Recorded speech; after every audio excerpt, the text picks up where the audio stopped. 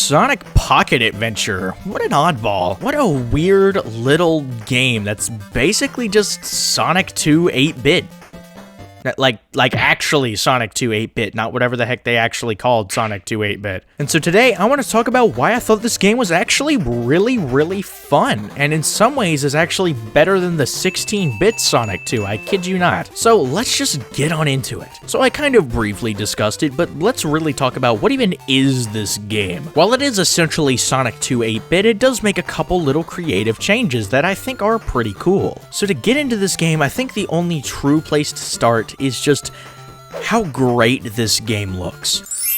It has such a simple yet charming art style, but is also really readable when playing. Something that I think became a problem in a lot of the other Sonic 8-bit games is that it was hard to see Sonic. Sometimes he would straight up blend into the background because of the amount of detail they tried to apply to him. But this Sonic is so simple and features a thick black outline to make him extremely visible, so you don't gotta worry about that. In fact, most all of the important objects in this game, like item boxes and whatnot, have black outlines around them. But you'll notice the background and environment don't, which I think is extremely helpful for making Sonic more readable on backgrounds that are completely blue. And even though the stages don't have black outlines around everything, these stages look really good. These environments just feel really detailed, yet just simple enough to keep within the art style and not feel overcomplicated. One of my favorites has to be Gigantic Angel Zone. I mean, yes, it may be the Metropolis adaptation, so the stage itself isn't exactly the most fun experience. But the visuals of it are essentially Metropolis combined with Scrap Brain Zone. What a cool looking stage. Secret Plant is another one that looks really good, although it isn't a secret what this stage is copying. So yeah, this game just looks incredible, so I felt like I just had to open with that because it's the most obvious thing to talk about. And you know, while visuals are important, I feel like I should probably talk about, you know, the big thing, you know, how does he control? And honestly, it's pretty darn good. It's not exactly one-to-one with the Genesis games, but it has a very similar feel, and the spin dash feels great to use. And most of the physics feel pretty good. Sonic rolls down hills and gains speed pretty naturally. Certainly not the greatest control ever, but hey, very solid. I don't really have too much to complain about, except that I think he's a little slippery at times. Since this game is on such a small screen, which is a topic I will get into later, since the screen is smaller, a lot of these platforming segments demand a lot more precision. I need to be able to stop on a dime, but this control just doesn't allow for that sometimes. I can't slow down! Now there is one big final thing I'd like to discuss before moving on, and that is the music. And it's shockingly good, actually.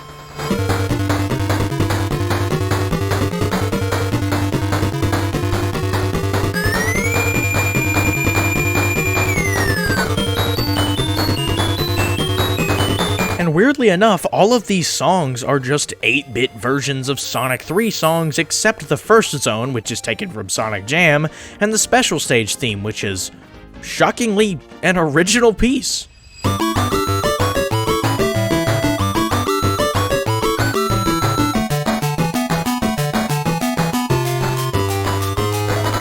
And just to give a little extra note on the special stage, yeah, it is original, but it actually does take some notes from Sonic 3's theme, which is just kind of cool since the title screen theme is, of course, the Sonic 3 title screen. So it does actually make a lot of sense, which is just pretty sick. So honestly, there really isn't all too much to say about the soundtrack. It just really is great adaptations of Sonic 3 music in an 8-bit sound. To be honest, it's nothing more than that and nothing less. So that's the general stuff I just wanted to talk about that's about this game overall, but now I'm just gonna go through all the stages and give my thoughts on each of them.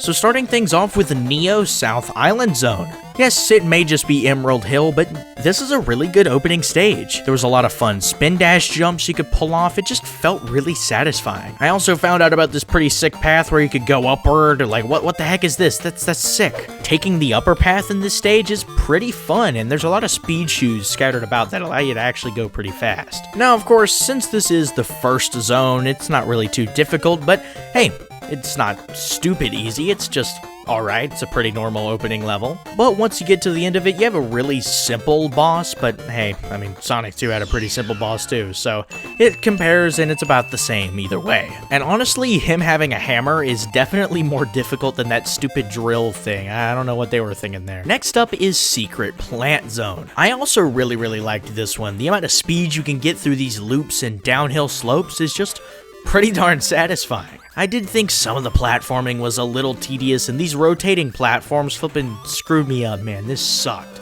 Both acts were pretty fun overall, though I do think that platforming did take it down a lot, but still, overall, very good zone. Not only did I really like this zone, I also loved the boss. It had this really cool gimmick of where you have these rotating platforms that move around Eggman and actually have unique physics based on how much you stand on them. And the big challenge here is to make sure you're not hit by the underside of the platform, and honestly, this is pretty darn sick. I was not expecting a physics-based boss in this type of game, particularly an 8-bit one. So yeah, Secret Plant, definitely a really solid zone. Now on to Cosmic Casino Zone. And honestly, this is where the slow descent into mediocrity starts. The later zones aren't terrible, and frankly, they weren't as bad as Sonic 2, but yeah, this is where stuff starts getting a little bit rougher. While I like this zone, and I know it's a pinball stage, so there is gonna be some weird physics, I just found some of these sections a wee bit frustrating. Still, very good zone for what it is. I will say the boss kind of sucked. All you did was just kind of curl into a ball and just jump randomly. There really wasn't much to it. And I hate to keep making these comparisons, but frankly, that is what Sonic 2 had going on, so I mean, there you go.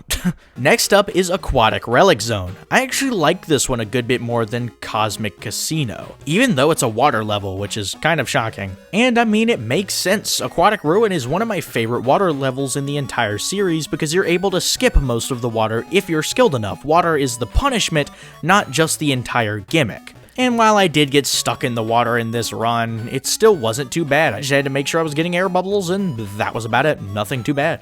And the boss at the end of the stage is Knuckles? Yeah, this was completely out of the blue. I really just wasn't expecting Knuckles to show up out of nowhere. And frankly, I am not mad about it at all. This boss isn't anything too crazy, but I mean, when has it ever been? But I don't know, I thought it was pretty decently fun. Just fighting against Knuckles was so unexpected that it kind of makes up for the fact that the boss wasn't really anything too remarkable. So to really give my full thoughts on this zone, I really liked it. Wasn't exactly amazing, but it was definitely a little bit of a step up from Cosmic Casino, but still, we have some stages to talk about. So after the fight with Knuckles, Knuckles actually throws you up into the sky and Sky Chase Zone. It's Sky Chase Zone from Sonic 2. What do you want me to say? It's not the worst thing ever, but it's Sky Chase. Look at how long it took me, man. What the heck? Aerobase Zone is a unique form of war crime. I mean, I know what it's meant to be, flippin' Led Zeppelin Zone from Sonic 2, bruh. But with the screen crunch of this type of device, and just the fact that they tried to make precise platforming with the slippery controls I mentioned earlier, yeah, you have an absolutely detrimental combination. And I tell ya, I didn't have I didn't have all too much of a fun time. In fact, the only way I could really get through this zone is to, I kid you not, I had to use save states, man. I really was not about to do this thing genuine. I could go back and do it now that I actually know the layout of the level, but since the screen crunch was so bad, I just genuinely had no idea what I was gonna walk into next. I had to keep tapping right on the controller because I was worried that I was just gonna fall into a bottomless pit. There was just no way to see in front of me. I had no idea what was coming up, which made the stage not only just difficult naturally, it just made it random and unpredictable. But saying all that, there is a caveat. This stage doesn't have that garbage boss Sonic 2 had, and it's been replaced by a fight with Mecha Sonic, which is essentially the exact same as the one from the Death Egg Zone in Sonic 2, but hey, just replacing it with another boss is better than having that stupid one Sonic 2 had. Oh my gosh, I hated this boss. What a genuinely terrible boss, bro. This was awful. Next up is Gigantic Angel Zone, and this is the zone I mentioned earlier for having that cool scrap brain aesthetic, and I'm here to praise it again. It just looked really nice. And while yes, this is the metropolis of this game, it's, frankly, not even that bad. Let me be really honest with you. While I didn't have too bad of a time with this zone, I really gotta say there are a couple big problems with it. The biggest of which has to be the fact that these pistons, if you stand like pushing against them, you die. I'm not even under this thing. Why does it kill me? And it's not like that's a one-time bug. Every single time you're beside one, when it goes up or down, it literally kills you, which genuinely caused me to die a couple times because I would just forget about it. I would expect to push against the thing so that I could walk by, but no, you can't do that. And also the conveyor belts sucked. They were way too tiny because they were on such a small screen. They wanted to make sure all the conveyor belts fit on screen. And since they're so small, you're always flying off of them and you're just zooming around and it gets really chaotic, which makes it really hard to make precise jumps in, I don't know, the most precise level in this game. So while this zone wasn't really terrible, it probably was my least favorite, right beside Aerobase, because nothing's gonna be worse than that. The real bane of my existence when it comes to this zone is the boss. Holy smokes. This one wasn't really that bad, it just took me forever to figure out what you had to do. In fact, I looked up a walkthrough to figure out the strategy because, yeah, I could deal damage to it, but I was like, I just knew there had to be a more efficient way. There was no way that I was doing it right. You know, I had to be doing something wrong, and indeed I was. I was just trying to hit Eggman every time he dipped down like this, but literally, you can jump on the explosion from the bombs, which is so counterintuitive. Holy smokes. Ah yes, let me jump towards the thing that's probably gonna hurt me. That makes so much sense. But once I figured that out, it really wasn't too bad. It was actually really fun being able to memorize the timings of the bomb and knowing when you need to jump so that you can actually get that hit in. Since the window of time that you can actually jump onto the explosion isn't really a whole lot, you actually do have to time it right, which is just a really nice mechanic. So honestly, this is a really, really good boss, but dadgum, like bro, it's so counterintuitive to figure out. But once you know how it works, you're pretty much good. So after defeating Eggman in Gigantic Angel, you are now in the last Utopia Zone, which was probably the easiest thing in this game. You just hit him a couple times and the game's over. That's it, roll the credits. What the heck was that? That boss went by in a blip. There was like nothing there. Okay. And although this ending is really weak, I know why it's this way, because of course this isn't really the true ending. This is the normal ending if you don't get any of the Chaos Emeralds. But if you do manage to collect all of them, you get a what? This game has its own version of Doomsday Zone. I kid you not, this is insane. And man, it's just really cool. What the heck? This is actually a fully fledged supersonic boss. From what I can tell, because I haven't gotten it. Yeah, I never managed to collect any of the emeralds, and the main reason for that is because the special stages are terrible. Not only are they like Sonic 2's, which I actually really like Sonic 2's special stages, like the half pipe really isn't that bad, especially in the remaster and Origins. This is not how you do a half pipe. This is terrible. Oh my gosh, look at the pop-in. The rings show up right in front of you. While most of the problems with the half pipe are in both games, they're just magnified 50-fold in this version just due to the fact that it's on weaker hardware. So honestly, getting those Chaos Emeralds was just like impossible, man. I even failed the first one. What the heck? That never happens. So yeah, after I had such a difficult time with the first Chaos Emerald, I honestly just said, you know, I'm not doing this. That really wraps up what I have to say about this game. This game is by far my favorite 8-bit adventure from this Blue Rat. Or should I say, Pocket Adventure. It's not exactly the greatest game ever made, but it's a solid classic Sonic title. And I know this might be kind of an insane take.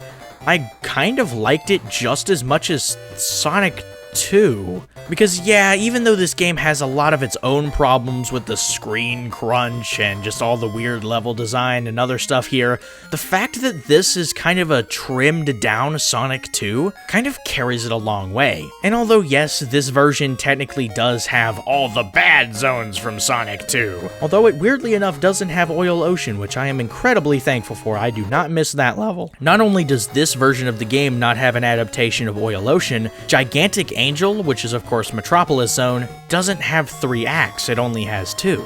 There also isn't a Death Egg Zone with probably the worst Sonic final boss, like, ever. I swear, these were terrible. And I'm gonna drop a little bit of a kind of insane take. I don't know how people are gonna feel about this, but I kid you not.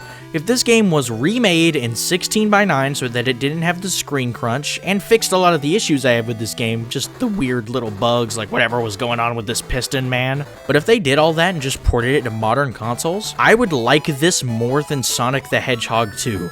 Even on Origins. So yeah, man, that really wraps up everything I gotta say about this game. This is such a good game, and I hope you get an opportunity to play it. Because yes, despite its issues, it still is such a solid classic Sonic game. So I'm not gonna yabber on any longer. I hope all of you have a great day. God bless.